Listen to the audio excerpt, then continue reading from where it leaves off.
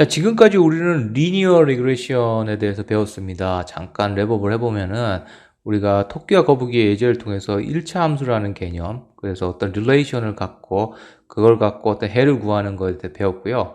그 다음에 리니어 리그레션이라는 건 이러한 어떤 릴레이션을 갖고 데이터들의 릴레이션을 찾아내서 그거에 대한 그 함수값을, 함수의 형식, W와 B의 값을 찾아내는 과정을 얘기한다고 했어요. 그래서 세 가지 스텝이 있었죠.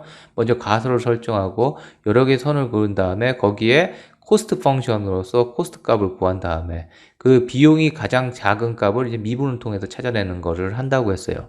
근데 우리가 그 단순한 모델, 토끼의 모델에서도 여러 가지 과정을 거쳤는데 이게 마라톤이라든지 실제 사례가 되면은 그 데이터가 실제로 우리가 원하는 대로 돼 있지 않고 원하는 일정한 형식이 아니고 여러 가지 복잡한 모양을 갖고 있을 수가 있고 그리고 그 다양한 데이터를 하다 보면은 거기서 우리가 하나의 그 가설 그 다음에 리니어 펑션을 찾아내는 것이 적절한 W의 B값을 찾아내는 것이 쉬운 일이 아니죠. 그걸 하나하나마다 여러 개의 아주 다양한 그 리니어를 그린 다음에 선을 그리고 거기에 따른 코스트를 계산하고 그걸 다시 하나하나 미분해 갖고 그 최저값을 찾아낸다는 것이 수작업으로 하긴 굉장히 어렵다는 것을 우리가 이해했습니다.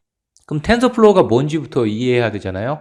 텐서는 뭐냐 하면은 사실 이 수학 용어죠. 이게 우리가 스칼라, 벡터 하죠. 벡터. 우리가 옛날에 제가 사실 벡터를 배우면서 수학을 배우면서 왜 우리가 벡터를 배우는지 솔직히 정확히 몰랐어요. 근데 최근에야 이게 이해가 간 게 이제 벡터를 이용해서 우리가 매트릭스를 만들죠. 매트릭스가 이제 행렬이죠. 우리로 얘기로 하면 매트릭스를 뒤에서도 유용하게 사용하게 됩니다. 우리가 여러 개의 데이터를 할 때 우리가 실습하면서 매트릭스를 사용하게 되는데 이 매트릭스를 좀 더 복잡하게 이것을 좀 더 이제 차원을 갖고 이제 하는 게 이제 텐서예요. 사실 이거는 예전에 가우스 시대부터 있었던 아주 수학적인 개념이라고 그래요. 근데 이 텐서가 플로우한다. 값들을 적절히 표현해주기 위한 아주 심볼릭한 이제 이름이죠. 사실은 구글이 자체적으로 사용하기 위해 만들었다가 이거의 효용도가 높아서 오픈소스로 만들었다는 얘기 들었어요. 그 텐서플로우의 홈페이지를 한번 들어와 볼게요. 텐서플로우의 홈페이지는 tensorflow.org예요. org.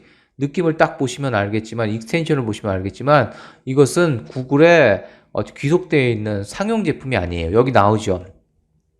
텐서플로우의 데피니션을 아주 쉽게 내리지 않습니까? An end-to-end open source machine learning 플랫폼이다 라고 나오잖아요. 그러니까 머신러닝에 관련해서 모든 걸 커버할 수 있고 오픈 소스. 여러분 이게 오픈되어 있습니다. 어떠한 돈도 요구하지 않습니다.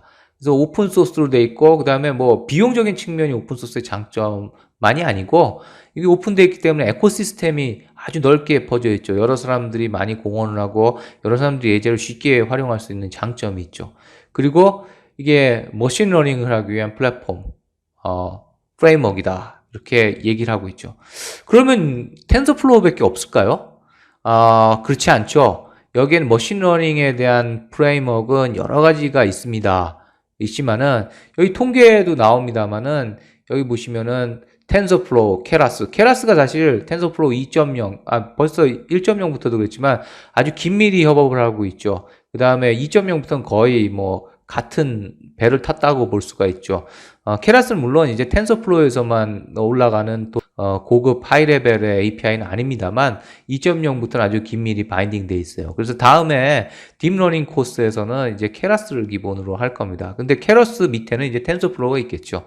그 다음에 그것이 아니더라도 이제 파이토치라든지 카페라든지 뭐 여러 가지 이름들의 프레임워크가 있는데 보시다시피 압도적으로 텐서플로우가 1위에요.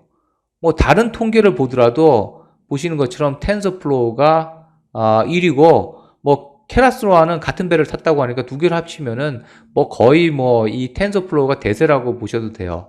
그 다음에 구글에 이렇게 서포트를 받고 있다라는 것점을 보면은 이 텐서플로우를 배우는 것이 굉장히 효용이 높을 거라고 봅니다. 근데 사실 텐서플로우를 지금 하면서 사실 좀 고민을 했어요. 위에서 보면은 그 어제까지만 해도 텐서플로우가 2.0이 베타였는데 이제 RC 버전이 어베러블 했죠. 이제 이 얘기는 그 시간이 지나면은 이제 물론 이제 교육 과정이 나온 다음에 좀 지나면은 이제 이게 2.0 버전으로 업그레이드 될 거예요. 업그레이드 돼서 좀 기다렸다가 이거 2.0을 하는 게 좋으냐라는 고민을 좀 했었는데, 사실 2.0 버전이 나와도 상당 기간의 안정화 기간이 가질 수가 있고, 그 다음에 또 하나는 그 시간을 또 놓치느니, 먼저 이제 지금 버전으로 텐서플로우 교육 과정을 만들고 나서, 그 다음에 마지막에 제가 어떤 그 강화하는 챕터에서 이걸 좀 어드밴스드 챕터를 만들어서 어떻게 2.0 버전을 변했고, 어떻게 마이그레이션 하는지에 대해 설명하는 게 좋겠다라고 해서 지금 일단 강의를 만들고 있습니다. 근데 너무 걱정하실 필요가 없는 게, 예전에 제가 앵귤러를 했을 때, 구글이 앵귤러를 했을 때 1.0에서 2.0을 하면서 굉장히 구조적으로 다 바꿨어요. 그냥 거의 싹 바꿨다시피 했거든요. 그래서 이름까지도 앵귤러 JS를 앵귤러 2.0 이렇게 앵귤러로 이름을 바꾸고 그랬는데, 다행히 텐서플로우 1에서 2는 그렇게 많은 변화가 있지는 않습니다. 물론 약간의 변화, 개선점이 있지만은 신텍스도 변했어요. 그래서 이제 뭐 자동으로 컨버트 해주는 툴도 있고 하지만은 그렇게 개념적으로 많이 바뀌진 않았어요. 그래서 지금 이번 과정에서는 텐서플로우 1.0의 지금 안정화된 버전을 쓰고 있지만 그 버전들의 컨셉을 이해한다고 보시면 되고, 나중에 2.0으로 마이그레이션 하는 요령도 나중에 설명을 드릴 거니까 그런 개념에서 이해하시면 될 것 같아요. 그리고 여기 보면은 자바스크립트를 위한 버전도 이제 나와 있죠. 그게 뭐냐면 tensorflow.js라는 거예요.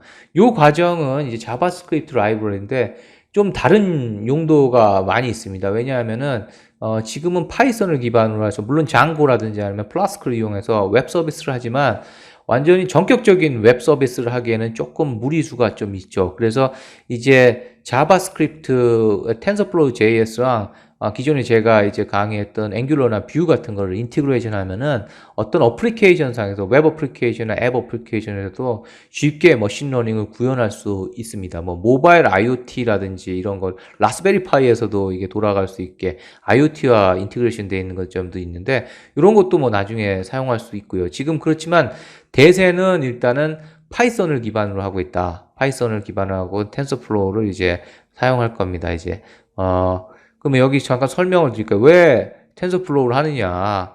텐서플로우는 다시 얘기하자면 end-to-end 오픈 소스의 플랫폼 머신러닝을 하기 위한 거기 때문에 사실 모든 기능들, 대부분의 기능들을 구현할 수가 있습니다. 그래서 comprehensive하고 flexible 에코시스템 툴이다. 그래서 구글이 오픈을 해뒀고요. 오픈을 해뒀기 때문에 그걸 갖고 우리가 다양한 예제, 그 다음에 다양한 강의 내용들 배울 수도 있고, 그 다음에 활용할 수 있는 것들이 있습니다. 그 다음에 무엇보다 검증이 돼 있죠. 그래서 이거 검증되지 않은 툴을 사용하고 프레임워크를 사용하면 나중에 우리 모델이 진짜 잘못된 건지, 프레임워크가 잘못된 건지 의심하게 되는 경우가 있는데, 텐서플로우는 굉장히 좋은 그런 반에서는 파워풀하고, 그 다음에 그 굉장히 강력한 기능을 갖고 있다라고 보시면 될 것입니다.